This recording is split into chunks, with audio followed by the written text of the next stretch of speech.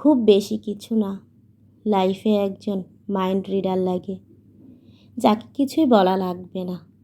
তুমি অভিনয় করে গাধার মতো হাসতে থাকলেও যে বোঝে নিবে তুমি ভালো নেই, যার কাছে সিম্প্যাথি চাইতে হবে না।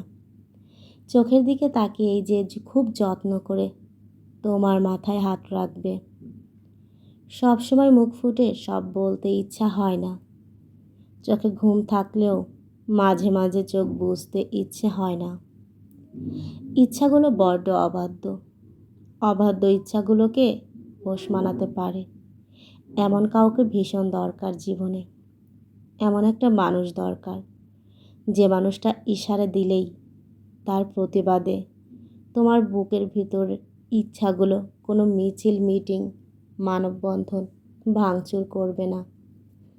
ভিতরে ভিতরে সামান্য একটু বিক্ষোভের আগুন জ্বলে উঠলেই মানুষটা তোমায় ছুঁয়ে দেবে।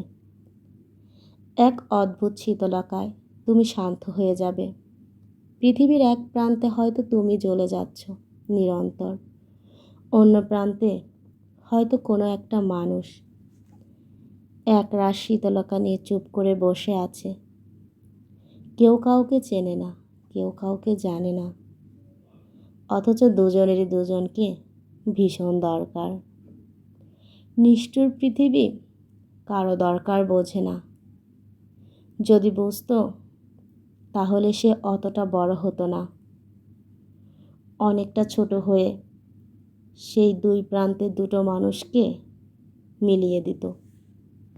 সম্পর্ক টিকিয়ে রাখতে গেলে কাজের পাশাপাশি প্রিয় মানুষটাকেও সময় দিন।